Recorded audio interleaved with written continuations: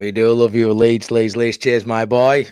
Hello, everyone. Welcome back to Imagine Not Being Leeds for the match review of Leeds versus Burnley. I'm so delighted to say I've got Jay Lynch here from The View. Thanks so much for agreeing to come on, buddy. No problem, pal. Delighted to be asked. Thank you. Oh, you're welcome, mate. I was hoping we'd have plenty of goals to talk about, but I'm sure there's a bit we'll try and squeeze out as much as we can from this game, and there's plenty of other talking points, I'm sure. But yeah, just getting a few other comments, Joe. We'll go back, just like and subscribe. Damn it, like and subscribe, please. Yeah, thank you for being here, everybody.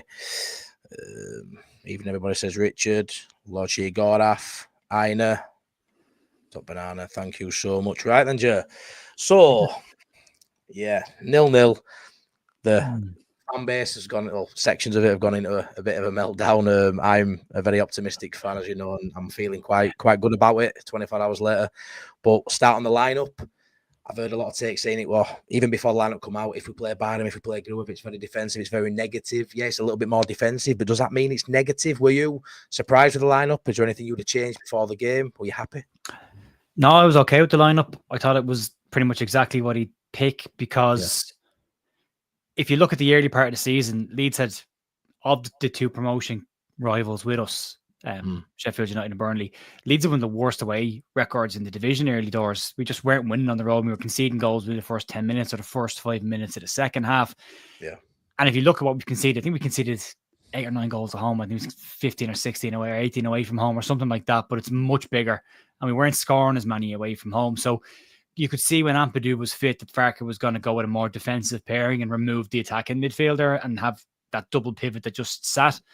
And it worked for Merdy against other sides. So against these teams, he was probably going to do it as well because we can't forget he is a risk-averse manager. Scott Parker's a risk-averse manager. You have two risk-averse managers going head-to-head. It was destined to be a bore. Of course it was. But I think he can't lose away games. And he said it before, point on the road, 3 at home. Point on the road, 3 at home.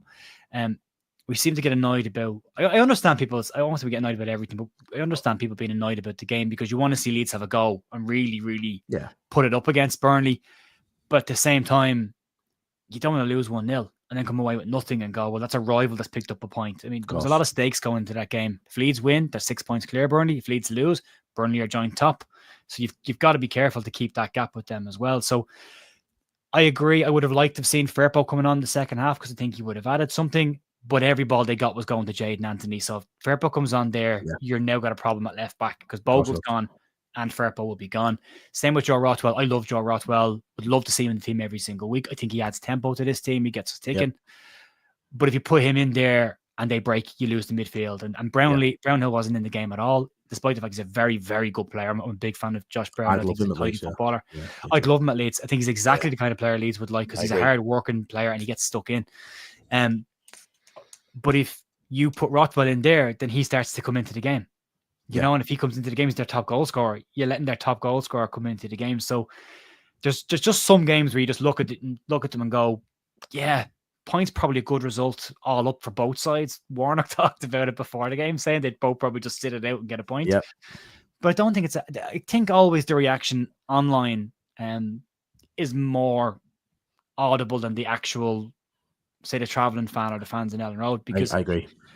I wanted to look at the numbers and over the last 2 seasons outside of this one before I talked to you, because one of the big things is if you're annoyed at a 1-1 draw with a promotion rival away from home, who do you think Leeds are going to drop points to this season? Because they are going to drop points. There's no version of this where Leeds go unbeaten the rest of the season. We haven't been able to put more than 3 wins together in the first half of the season. So we're not going to do that. And if you look at so far this season, Leeds have drawn 9, which is a lot. We've only lost 3 all season so far, which is really, really good. And if you go back to last season, Leicester won the league, losing 11 games, but they only drew 4. Ipswich drew 12 and lost 6. We're not in that bracket. Previous year before that, Burnley drew 14, lost 3. Sheffield United drew 7 and won.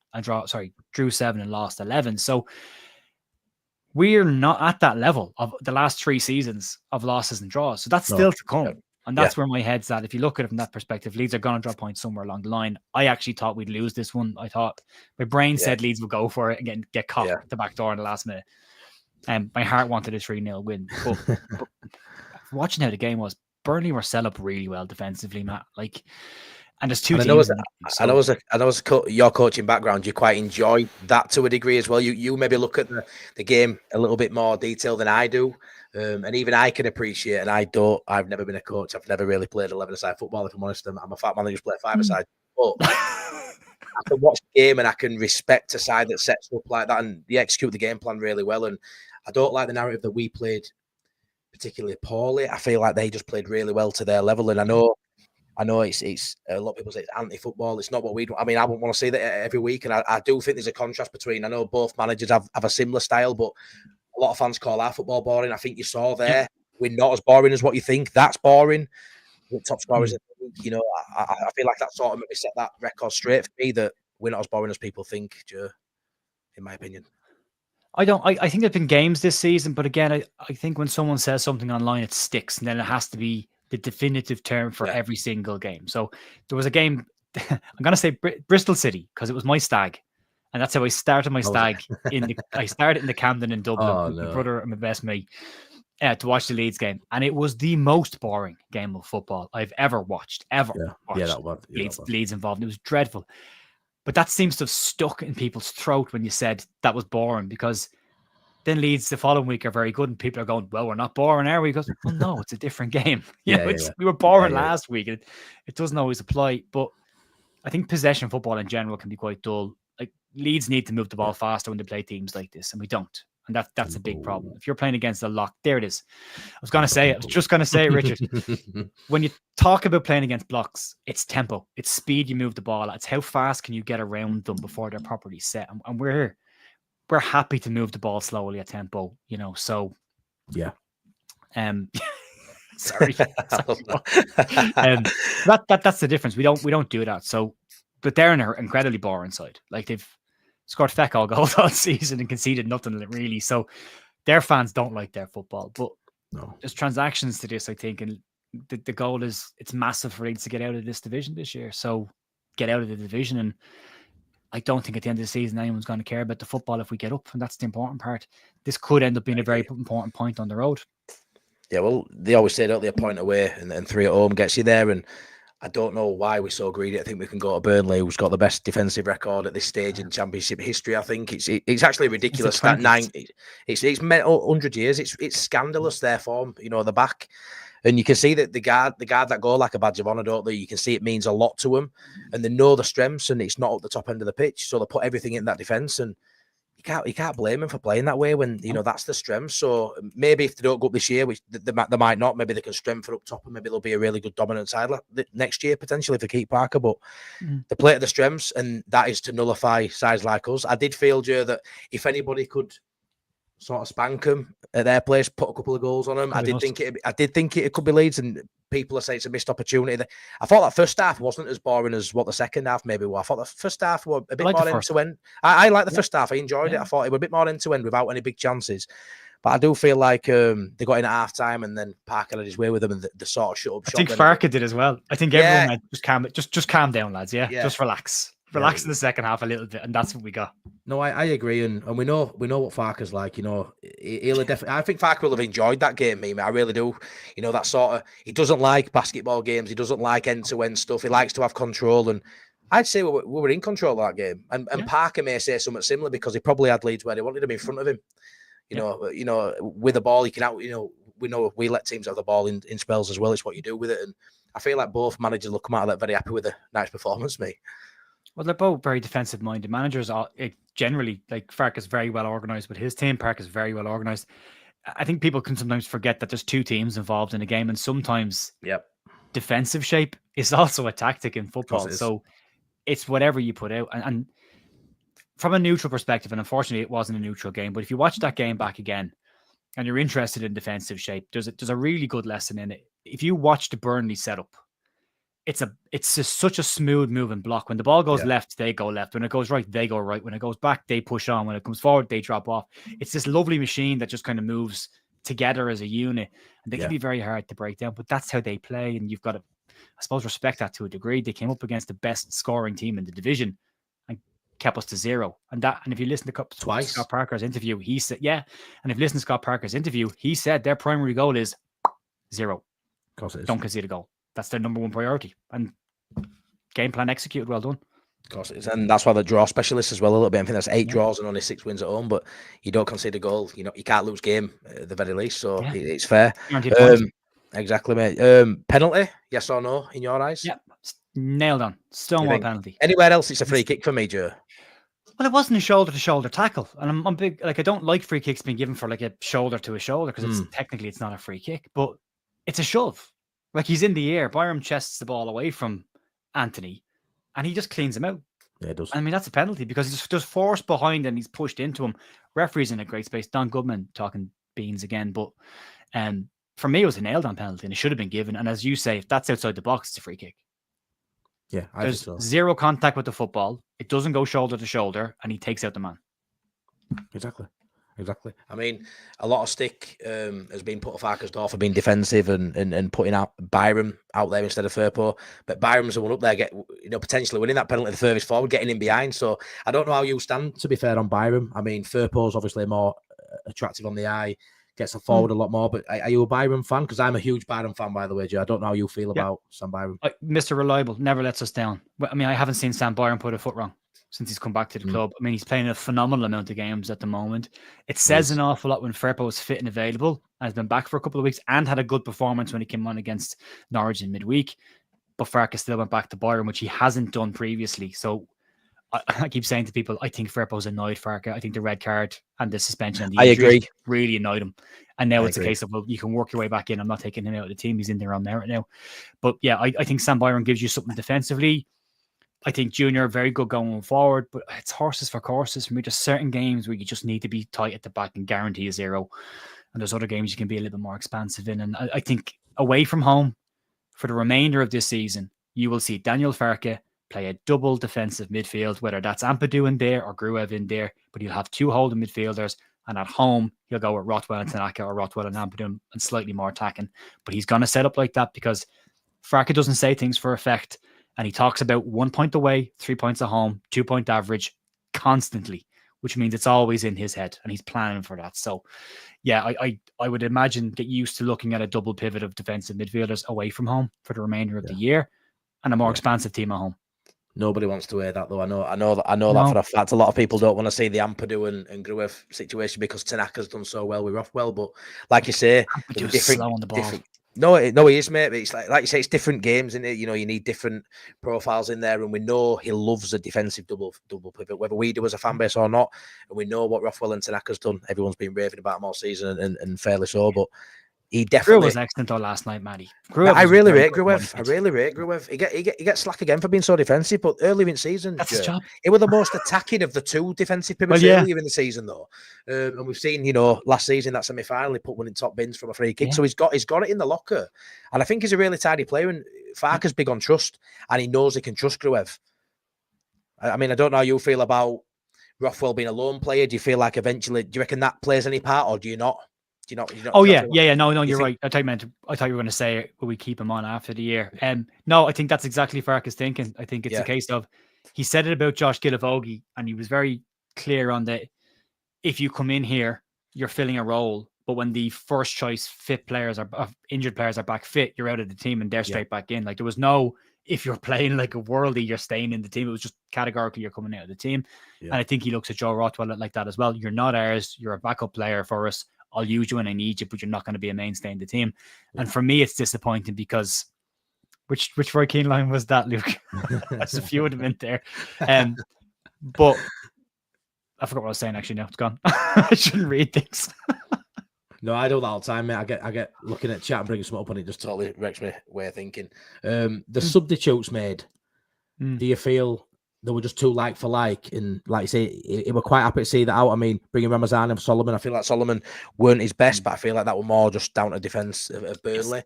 And it was just a bit like for like. Did you feel like seeing those subs, even Gilavogi coming on with like 5 minutes left, that could have been Rothwell? But at that point, it's just shutting up shop just to see it out. Once you go past like 78, 79 minutes in a game like that, the managers just shut it down. Guarantee it. They take a point now. Most of the game is gone. I've been on benches and I've been on sidelines, Matt, when I'm a coach and managed as well. As a player, I could never understand that. I'd be sitting on the bench looking at a game 0-0, and I'd be saying to the lads on the bench, I'm a striker. This is 0-0. Why am I not on the park? Why is he not making changes? And you'd sit there and just 7 of you, and you just sit there and watch the game come and go, and like he wouldn't make one change, and you'd be like, well, why? And then when I became a coach and a manager, there was games where I was standing on the sideline like this going, and the assistant manager would say, you got to make a change. I'm like, it's too tight. Can't mess with this. If I get it wrong, we lose all points. So we have to just say, so sometimes it's just a manager will look at something and go, this game is too tight to try anything different. Leave it as it is. Change the personnel, put fresh legs on, but keep the shape the way it is. And we might nick something. But whatever we do, don't give away the house in the last minute. Well, you like say you look at the game totally different than to like to myself, you know, and like Willie Nonto sat on bench there thinking, why aren't I coming on? We've had games where Ramazan has not come on, but I suppose when you look at it from a coach's standpoint, it's a totally different mentality to what a general fan is. Just bloody get him on, you know, we need a goal, but there's reasons behind it. You put, like I was saying watching it, you know, bring Farke on now, and like say I wanted Byron to start, bring Farke on, bring Waffle on, but you change that in that 20 minutes. Everybody calling for them to come on. If we lose 1-0, they're all slating him for bringing them on. Yeah, so he can't really win. The only way for me, he made the lineup were perfect, the subs were perfect. I say perfect. They didn't get 3 points, but they were decent, and I don't feel like he's done any harm there in coming away from the other point. Anybody for me, there's nobody going to leave there with 3 points this season. There hasn't been yet, and I don't. If we can't do it, I don't really know who can go there and get 3 points. If I'm honest, Joe. And they still have like the 11th best home record in the league. So even not losing mad, games at home, their record's terrible. Terrible at home. They've drawn so many games. And I agree with Joe Wayman on this. I think that's why Burnley will miss out, because they just draw too many matches. And I think, yeah, I agree. Similar to Farke, Parker has an idea of a stat in his head, which is the best defense always gets promoted. And I think he's going for that. Farke has his 2 points per game. Oh yeah, doing his job. Yeah, but I love that line, because that is the line. You know, Ilya Gruev's job is to be defensive midfielder. That is his job. And if you criticize him for not going forward, that's on you. But that's not his job. You can't criticize him for not doing his job. No, you can't. You can't, 100%. The Meslier talk sort of dwindled down now, obviously, after that whole game. Do you feel, it might sound a bit of a daft question, but do you feel like the lads are subconsciously putting more effort in to keep those shots at a minimum? Because that's 3 games now with hardly anything to do. And it must be a comfort, even though I don't like saying he's not, you know, not to praise him for the clean sheet, because it's but really it's the outfield play. If there's no shots on target, it's not really that Meslier. But like I say, it's got to be a confidence builder, not picking that ball out in net for 3 games in a row. We saw it after Sunderland. We had Sheffield United at home. We won that, kept them down to, I think, a shot in that game. There were a couple of games after that, and I feel like it needs to build his confidence up. And I do feel like that risk-averse football away at Burnley, who aren't the best attacking side, but can definitely cause you problems because they've got quality. I feel like that's also potentially in Farke's mind, playing a Gruev, making sure it's tight, making sure there isn't many shots going there, even though he's backing him. He must be thinking, Farke, we need to make sure there isn't 5-6 shots. And I know that's basics of football. You don't want to concede shots. But surely that's in most of the lads' thinking still. It's still quite raw, Joe. When you talk about a defence, again, when I was doing my coaching badges and learning that side of the game, they talk about a defensive unit, and the goalkeeper's part of that defensive unit, along with his 2 centre-backs, his full-backs, and his 6 as well, whoever the CDM is in front of them as well. That's your defensive block. Their job is ultimately to stop the ball going to the goalkeeper. Their job is to keep the goal safe, limit the amount of chances, limit the amount of shots. And if they can do that, great, job done. It means the keeper has less work to do. You don't expose him as much. Meslier's issue has always been, it's the first shot that he misses, you know, and then he works his way into the game. So, I did think there's a bit of a hangover there. There was a moment in the second half where Ethan Ampadu managed to get the ball on the corner flag, our corner flag on the far side of the pitch. Yep. And he ran along the end line back towards the goal. And the obvious ball, he'd been pressed by Burnley players. The obvious pass was to Meslier, but it would have been on his right foot. But he doesn't pass it to Meslier. Instead, he hunts the ball across the park, straight out of play for a throw-in. I know. And you're like, there's a lack of trust there because he's not willing to risk giving them the ball. That will come back. And at this point, I think I've said this a few times, but at this point, if Meslier makes a mistake now, it's not on Meslier anymore. It's on the manager, because he's made a few this year where he should have probably changed the goalkeeper. He's back the goalkeeper now. So now the decision's on him. So if it goes wrong, Farke is to blame for that, not Meslier, in my opinion, because he could have taken him out of the fire and he's backed him. So it becomes a management decision. But look, I think as long as we can limit the amount of shots at Meslier, if we can have no shots every game, perfect. Yeah, 100%. It's working well at the minute, isn't it? You know, it's one of them where the next game is bombarded with shots. like you say, if he concedes a howler, it's definitely on Farke. We've been very lucky. Farke's been very lucky, really, that we've gone through 3 games there fairly unscathed.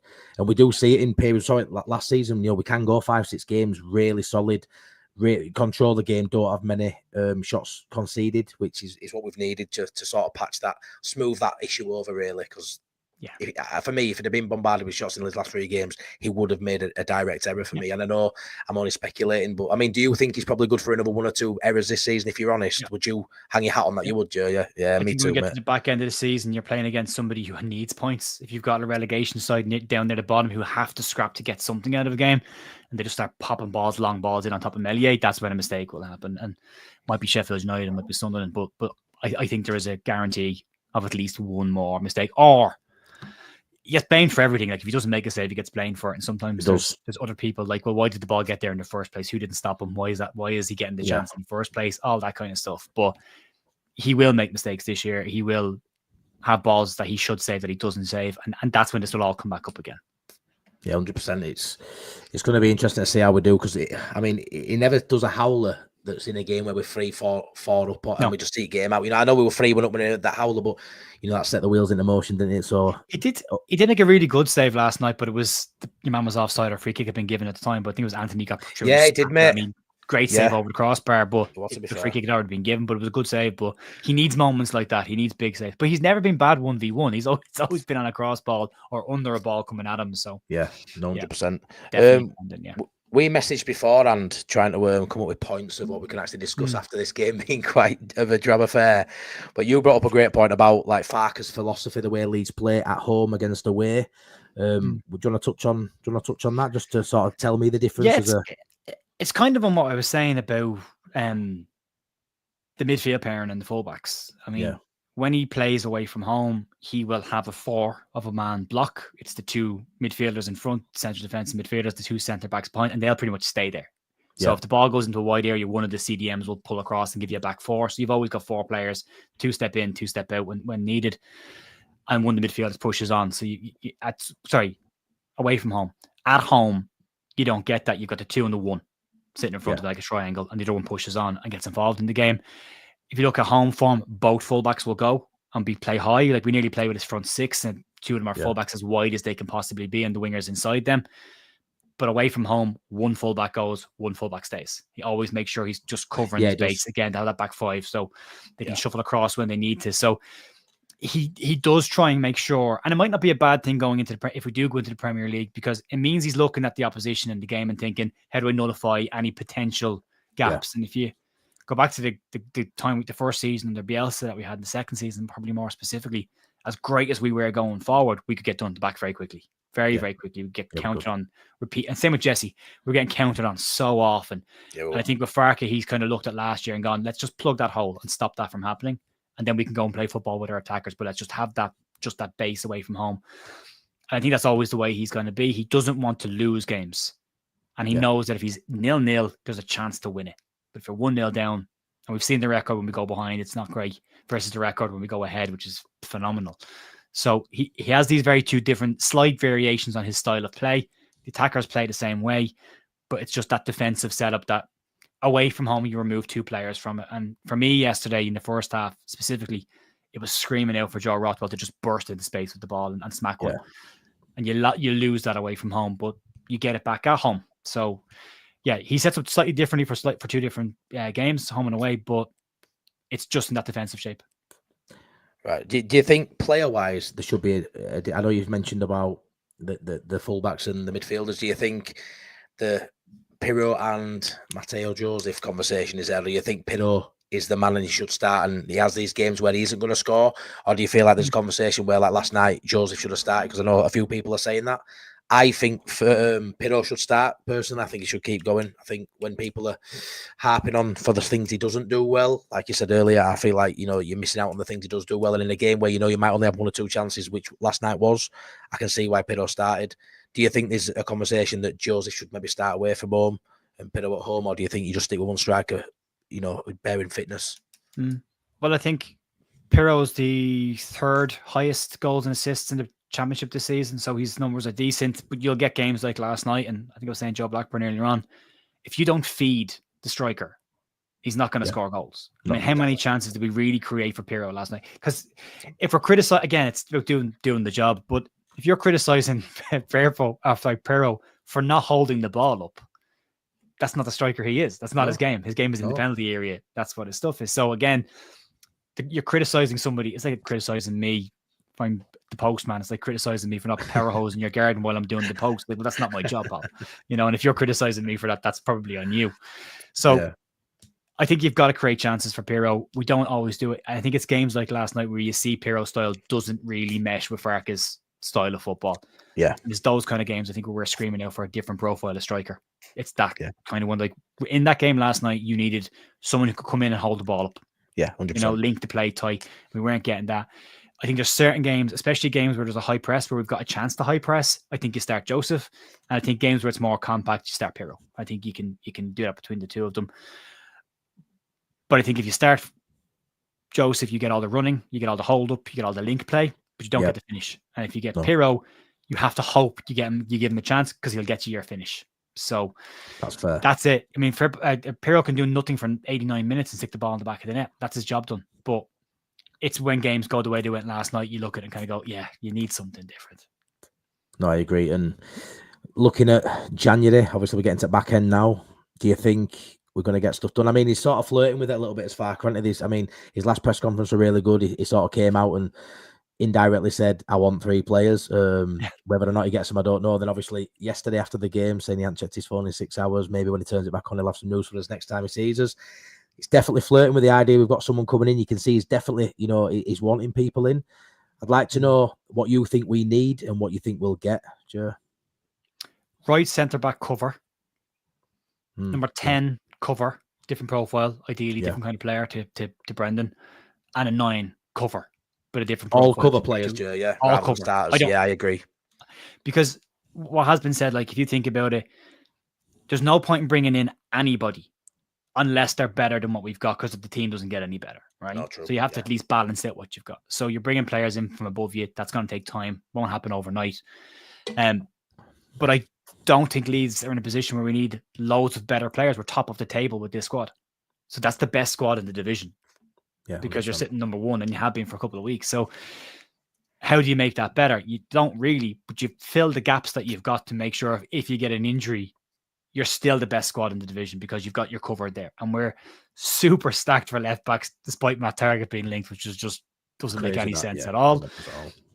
But if you bring in a right centre back, we're covered there in case anything happens to Joe Rodon. Joe Rodon's into his 60 plus games in a row playing for Leeds. Like he's approaching Mateus Click status right now. Machine. Continuous matches. But you've no backup for him by James DeBio, who, as we saw against Harrogate, Farke is not going to play. No. So just get someone there. Then you go up to the 10 and we're flogging Brendan. We're absolutely flogging him. Again. Same as what Jesse did with him in the Premier League. And he started off up here in the Premier League, and by the second half of the season, he'd gone down on that because he was being flogged. And I think you're starting to see a dip in the form at the moment for Brendan as well. Yeah. So you need another player in there that you can take him out of the team, or let him come on and run around for the first 50, 60 minutes and put teams under pressure and tire them out, and then swap it out for a more creative player. Change up the style then. But you don't have that option right now.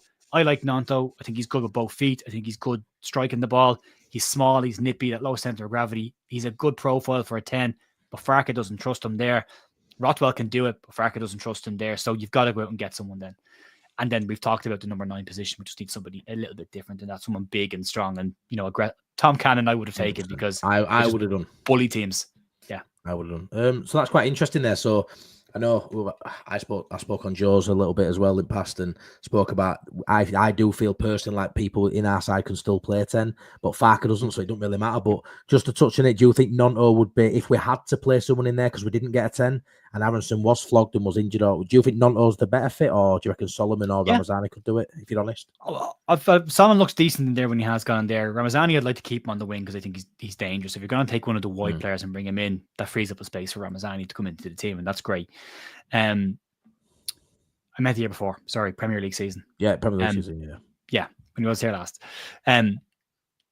But point. It's a late one for me, Matt. Sorry, man. What about you? You think Nanto's maybe best fit for 10, but Solomon and Ramazani as well? Yeah, but I mean, we bought him as a number 9. That was We the did, point yeah. of him coming in. Like, he was a striker. And now we're talking about, is he a striker? Well, he's never played there for us. But he plays 9 and 10 for Italy. Matteo Joseph actually could be a decent shout for 10 as well because of the energy he brings to the team. He's quite tidy on the ball. But yeah, not many people mention mention that. Not many people mention Joseph playing at 10. You're one of the very few people I've heard actually mention that. Well, he's good pacey. He'll do the pressing that Brendan will do. He likes to come deep and receives the ball anyway when he is playing. You always see him dropping into midfield looking for the ball when he does play. He likes to put the ball out wide and then get in the box. We need a bit of that. So yeah, I don't see any reason why he couldn't do a job. But again, it would just be doing a job in that position. It wouldn't be a bespoke player for a bespoke position. So you would end up with a square peg in a round hole. And sometimes this year we've voluntarily done that, which is, again, head scratching for me. If you've got the option for round pegs and round holes, that's what every manager would do. We seem to voluntarily put centre backs at left back and midfielders in defence and strange things like that when we've got other options. So sometimes Daniel Farke doesn't do the obvious thing. More often than not, he doesn't do the obvious thing. So I think you need to probably look at just getting that position sorted. And I think they're looking at it. I don't think they'll get 3. I think they might get 2, maybe definitely 1, maybe 2. But all the targets are going elsewhere right now, so they are thinning out at the moment. So it'll be someone we probably don't expect, Joe. It'll be someone from maybe a European market we've maybe not even been linked to it, because any leaks usually come from selling club anyway, don't they? But selling club, yeah. And if you want something credible, Athletic or Daily Mail seem to be the mouthpiece for the 49ers. They seem to like them. So although they got a couple bit wrong recently. I mean, when I keep looking at that 10, I've always wanted like a Buendia sort of player, a flair player, someone quite nippy. But I know Lockie always speaks about having quite a physical player in that 10, a totally different profile to Aronson. Someone like, I mean, is it Billing? We mentioned before it started season. Somebody like that profile would be really good and give you a threat from set pieces too. But yeah, it's just it's imperative for me for that 10 position, because I just don't think Aronson's going to be able to keep up. I mean, like you say, he's sort of seeing it now, and we saw it in Premier League just after the Qatar World Cup. I think he went there and came back in January, and he was class before that. He was probably his best player, you know, in that first few months. So it's definitely a position we need to strengthen for me. Whether we do it or not, I really don't know. Surely now, these next couple of days, I mean, we're not going to do it over weekend, you wouldn't think, Joe? So surely we might have to. They might have to. Yeah, they might have to get it done. I mean, they're all over here. That's the funny thing about it. It's like Pete Lowy is here. And it was a strange moment last week after the Norwich game. Pete Lowy apparently walked back out into the director's area when the stadium was empty. The press were still there, and give a big yow like that to the empty stadium. Like he'd just gotten some good news. And when you look at what Farke, again, he doesn't say things for effect. Why would he say, I haven't checked my phone in 6 hours, I'll let you know for the next press conference if there was nothing happening? Like, he would just say, nothing happening, lads, until next week. I'll talk to you next week, next press conference about it, or whatever, just push it away. But he hasn't. And he did this in the summer. He started just going, well, I want, 2 weeks ago in the window last year? In the summer, he wanted 4 players. Said he wanted 4. Got 4. Then he wanted a 10. And they tried to get Hamer and they tried to get Buendia. So they tried to get the 5th one. Didn't happen. And now all of a sudden he's starting to say things like, well, you know, we're a little bit light here. We could do probably an option here. We have to stay awake. And then he says the comment yesterday about, well, I'll let you know for the next press conference. Like, okay, something has to be going on. Yeah, 100%, mate. Hopefully that happens. I mean, how do you feel on the players that have been joining the sides around us? Because there's been a lot of talk of, well, Ben Brayton Diaz won't get in our team, Tom Cannon won't get in our team. Which I think Tom Cannon might get in our team if we'd have signed him. But yeah, a lot of people say this, but it's irrelevant for me because the strengthening the teams have gone. So whether they've got in our side or not, you know, it's nip and tuck as it is. It's already tight up there. And if they're strengthening, what's that say? You know, if you stand still, you get left behind. Do you think we're good enough if we don't sign anyone? I know it's injury dependent, but do you think we go up? That's exactly it. I don't think regardless. I think you're on the nail on the head there. It's injury dependent. If we don't get any injuries, great. But every March international break, we come back with players hurt. So prepare for that.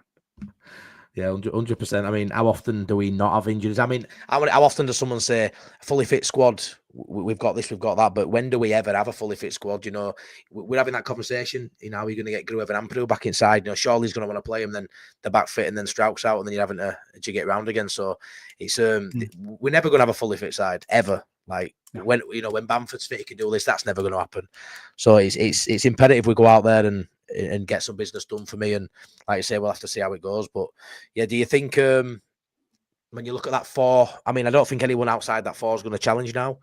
But out of that 4, who do you think is the most likely to go up in the 2 with Leeds when you're looking?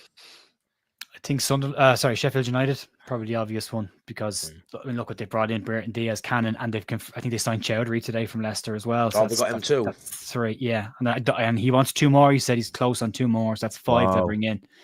So yeah, I agree with Adam there. Yeah, I think Target's only coming in if Firpo's leaving, but I don't think that's going to happen till the summer. But we'll have to see. But yeah, I think it's us in Sheffield United. Which way, I don't know just yet. Sunderland have done a decent bit of business as well. Burnley are trying to strengthen up front, so they're trying to put some goals in their team. So Parker's looking at their weakness. Yeah, everyone's just filling their gaps. We're not a minute, no. But our gaps are on the bench. These teams' gaps are on the starting 11. Yeah, that's fair. I mean, we've probably got the balance right, haven't we, out of the top 4 sides in terms of attack v defence. You know, when you look at Sunderland, really good going forward, scored plenty of goals, really exciting young side, but they concede too many at back. You know, Burnley, formidable at back, can't do much going forward. Sheffield United, a little bit similar to Burnley, just not as good at the back. Leeds have probably got it nailed on right, to be fair. Only conceded 19 goals this season. 3 games have conceded 3 and 3. That's 9 goals there in, you know, your Portsmouth, your Swansea and your Hull, which a couple of them, you know, on a normal day, you don't concede 3, and, you know, we're right down near Burnley's defensive stats. And when you compile that with his attacking threat, you know, I feel like we've probably nailed that balance, and that's why we are top at league, regardless of the odd game where we've got square pegs in round holes. You know, whether you like us players or not, I do feel like the balance there is definitely better than the other sides. Do you not agree? Yep, completely agree. I think we've pretty much got 2 players per position across the park, except for the 3 we've already talked about. We probably don't have the individual brilliance that we had last season, the big moment players, but I think we've got a lot harder working players, and I think we'll get a lot more joy from them over the course of the year. You might not have Georgie's ability to twist and turn and come inside out, but you've got more goals from Brendan Aronson already this year than Georgie delivered. So you're not getting the assists, but you're getting the goals. So kind of cancels each other out. You don't have Somerville's moments, but you've got Solomon and James chipping in with, as I've said already, the 2 of them have contributed 40% of all of Leeds goals this season have come from those 2, either assisting or scoring. So you've filled the gap. You've kind of replaced them with a harder working group, I think, than the individual moments. It would be nice to throw one nice little individual skillful player into the middle of that and let them cook a little bit. It really would, mate. Last sort of point, really. I don't want to drag it out for the sake of dragging it out, Joe. But when you look at our 11, our starting players, how many of them make a Premier League squad as in next season? How many? And it might be a bit of a daft question. We're not there yet, but just I wanted to get your opinion on that. I think you need 2 new fullbacks, if I'm being very honest. I like Jayden Bogle. Wow. Yeah, I love him. I think he's great. But in the Premier League, you're going to defend more. And you need a more, whether it's a starting fullback or a backup fullback, I think you'll need a more defensive-minded right full in there for certain games. You're not going to go against Man City with Jayden Bogle playing as a third striker. You know, you need a fullback who's going to stay at home and make it tight. You need to play like Burnley when you're playing against those teams next season, you know, if we get there. So I think that needs looking at. The goalkeeper 100% has to be a big signing. I think they need to bring in a goalkeeper who is a kind of a statement signing in that position of a solid, proven entity there. Spend a few quid on it, get that sword. Yeah, we've never had amazing goalkeepers, and then we got Nigel Martin, and we saw what that did. You know, we have a really, really good goalkeeper like that. Nothing spectacular, but a very safe pair of hands, literally. So, thanks, mate. I think that needs looking at. I think Rotwell's not going to stay permanently. I'd be surprised if that happened because he's got to want first team football. So yeah, he is. Premier League, he's not got it already, so he's probably not going to get it with Leeds. So you need a good box-to-box midfielder who can get up and down and do the work. I think Tanaka is good enough to play there. I think Ampadu's good enough to play there. Agreed. Joe Rodon has to prove he can play there because a friend of mine's a Spurs fan. We were talking earlier on tonight at a meeting, and he just said, how's Rodon getting on? And I said, great. And he goes, that's his level, Jer. Oh, really? Probably, yeah. But he's very good at this level, and I'm okay with that. Yeah. You're going to need a number 9 who can score goals. Like, I mean, people talk about Evan Ferguson. I see a lot of Evan Ferguson playing for Ireland. Evan Ferguson is not the clinical goal scorer he will be in the future. I think you need to bring in somebody ready to come in and put the ball when you get limited amounts of chances. So that needs looking at. I think the wingers are fine. You might need a more experienced 10, a more creative number 10. You probably need about 7 or 8 players to be honest, Matt. And I think some of them will be starting players right down the middle of the park. The spine of that team needs to be Premier League level. And then then you can look at Ramazani and try and get Solomon permanently, and you've got some exciting young wingers there as well. So it would need a bit of work, but there's a couple there, and I think Tanaka's probably our out of the box Premier League midfielder. The way he conducts himself in a game and just tries to find space and gets out with difficult positions with pretty much relative ease. So I think you've got a really good player there that you can build around that. So yeah, I still think there's probably a big rebuild needed in the summer. I think a lot of the subs will go. We need to find out if Willie Gnonto's hit his ceiling or if there's more to come from Willie Gnonto, because right now he's stagnated a little.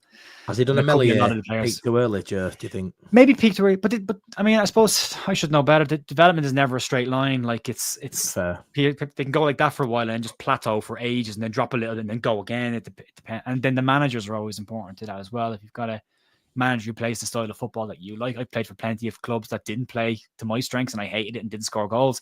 Then I go and play for a club that does play my way and I score plenty of goals. And you know, it's about that. It doesn't work for every player, so it's we'll have to see with Gnonto. But yeah, there's questions to be asked about him going forward. So there could be some change. And then I think you send players like Joseph out on loan to the Championship and let him get a whole season under his belt.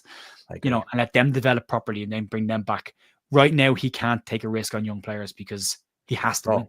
He has to win. That's fair, that mate. Massively fair. Like I say, I could see Matteo Joseph ended up in the Geldart sort of category where we all think he's got talent, he's shown it, but how does he break into that side in the Premier League? How? Like for me, it would be a loan next season. Then you're probably looking at you need to bring two strikers in potentially. Want to replace him and want to push. Well, I say push, probably replace Pedro with Pedro. Yeah, maybe, mate. Yeah, maybe take Pat out as well. So, I mean, I'm a big believer you don't have to spend masses, millions upon millions if you look in the right areas. Look at Tanaka, but I tell you what, if you're buying a 10 and you're buying 3 strikers, it is going to cost you, Jerry. You're talking the flashy players there that cost you money. Do you think, because we're really good at falling in love with some loan players, and I know that player, but Solomon, do you think we're going to have a problem again where everybody in summer saying sign Solomon, sign? Do you reckon it's something we'll look at, or you think we will? If he gets injured between now and the end of the season and he's out for a couple of weeks, people won't want him. They'll say he's injury prone. Yeah, true. If he goes for the rest of the season without an injury, and he continues to clock up the numbers he's clocking up, I think you try and make that permanent. I mean, he was very good for Fulham in the Premier League. Spurs clearly saw something in him when they bought him. So there's a Premier League player in there. I think the 49ers have been very, very good at scouting Europe for players that are not the obvious. Tanaka is the prime example, but if you look at what they paid for Ethan Ampadu, they haven't paid huge sums of money to get decent players for this. Sorry, not decent, very good players for this level in. They'll be decent players in the Premier League, and there's nothing to say they won't. I mean, Nico Elvetti's been mentioned as a centre back. He'll cost $8 million. That's a bargain for a Premier League quality centre back. Yeah. So if you can do those kind of deals, you could actually fill up your team quite nicely and save some money for those big purchases in the key positions like your 10 and your 9 to guarantee you some goals. Do you trust the 49ers to get the transfer business right if and when we go? Because I don't think that they've signed many poor players. No, they haven't. I don't get the criticism because they've been pretty solid, haven't they? I agree. Schmidt's the only one with a question mark over his head, but he hasn't played enough games to answer that question. But maybe Jed Spence, but when we signed Jed Spence, we thought it was a brilliant signing. That just didn't work out for him personally. Yeah, exactly. So I don't think they've made a bad signing, mate. I don't think so. I think they're the kind of players they're bringing in are the right kind of players. They've done really well in recouping money for players that they've sold. We don't get the benefit of that right now. We might next year. But I don't know how you can criticize them. If you want players to come in early, fine, but you might not get the caliber player you're looking for, and they want caliber. That's their goal. It's about bringing in the right quality players. And sometimes you've got to wait till the Premier League teams have sorted their squads out, know what they're going to have for the remainder of the season, and then these lads become available, and then you go and get them if they're still there. So I don't get the criticism of them. I don't like look, I run a daily news channel. Matty, I need daily news. So I hate the silence. It's the worst thing for me, trying to cut through all the noise. Yeah. But for the club's perspective, it's a much better way of running than Victor Orta and Radrizzani telling us the players on a plane to be here in a minute and welcome him, and he's not even here, and then he never signs. And then they send the plane for the backup guy and they say, welcome him to the club. And then he decides to get off the plane and then you end up with Willie Gnonto. So, he's dead right. Like he was saying Tanaka 2 years ago. Absolutely. He's not on the money. But if that was the previous one. So I'd much rather keep it quiet, get it done. My tone will change in the summer, Matt, when we get to, if we're in the Premier League at that stage, it'll be a case of you can't do this again because the Premier League will have already started and you could be in the bottom 3 by the end of the month. And you might not ever get out of that because Daniel Farke's teams take a while to get going. They take about 10 games to get into their rhythm. He ain't got 10 games in Prem. You don't have it. That's a third of the season. You're done. You're toast. Yeah. So it'll have to be sharper and quicker. But I think when you're a Premier League side, you can get the players in of quality earlier because you're not competing with Premier League side as a lower team. You're on the same level. So Yeah. I fully get that. And a lot of people say they don't trust Farke in the Premier League, so maybe don't back him. But I feel like he's never been backed in Premier League. And I feel like you've got to in life, haven't you, be rewarded for success and rewarded for good work. And anybody who says we go up, let's be fair, Joe, we don't envisage Farke in a European campaign for Leeds in 4 or 5 years' time. I'm pretty sure none of us think that. But is he good enough to get us up and stay up and consolidate and then move on in a year or two's time? I think so. I'd hope so, but that's his point to prove, isn't it? That's what he goes into the Premier League saying. Look, I've got an ownership that are going to give me money and back. I mean, 3.5 million in his first season in the Premier League or something like that, or second season, or 5.5 million. I think he got 13 million all up over the 2 seasons he was in the Premier League with Norwich.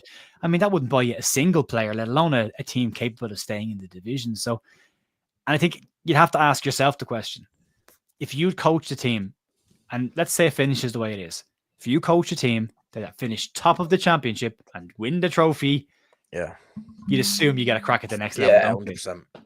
So you have to at least give them that. But I think it'd be a quick decision made if it's not going well. Yeah, I think he might only get 6 or 7 games, and if we're smack bottom at league or in the bottom 3, they might push that button, and they'll already have someone sat win. Let me just, Philip, I saw you wanted a poll up. I'll be honest with you, it's quite laughable. This, I've got Jared on. I've got 146 people watching. I've only been doing this 4 months, and I don't know how to do it. I was getting coached by Joe earlier of how to do it through my studio, because I want to put a poll in my chat for my late night Leeds on Friday. But I'm sorry. Come back for another one. I'll try and get it sorted. But I'm still so new to this. It's frying my brain. I've got Jared in front of me and over 100 people watching. I'm just thank you for wanting me to poll in and being here, but no, I'm sorry, I can't do that just yet. I'm learning. I'm learning on the job. I shouldn't really have Jared in front of me at this point, but I have, so I'm just winging it. Right. Yeah, thank you. I'll show you a short trick to do that as well, Matt. That'd be brilliant, mate, because I'm sort of totally new to all this. But yeah, thank you for that. But yeah, I think we'll just leave it there, Jared. To be fair, we've nearly done 50 minutes, which hasn't been too bad for the game we had. It's been okay, is that? So I'm really happy with that. Please stick a like on the video. Please subscribe if you're new here. Please go check out Jer if you... What's this? What are you laughing at here? Sean Healy's comment. Polls are for strippers. Yeah, well, I can't disagree with that. Some of them are. But yeah, no. Maddie is a good lad, lads. Someone's saying there, yes, Maddie is a good lad. Had a good chat today as well. So I've enjoyed talking to Matt today. Yeah, thanks, Jay. You're a legend. But yeah, smack a like on. Please subscribe if you're new here. Tomorrow, I've got a stream at 9 o'clock with Burnley Banksy, which I'm really excited for. Yeah, I emailed him last week to see if he fancy coming and having a chat about his experience with the club and his general life and in painting the boxes around Ellie Road. I think it's a really interesting story. So he's decided to come on tomorrow. So please check that out. Something a bit different for the channel. But yeah, and obviously go check Jared out at The View. I'm sure you all know who he is. If you don't, you must live under a rock. But thanks so much for being here. And yeah, take care, everyone. Look after yourselves, and I'll see you tomorrow. Thank you.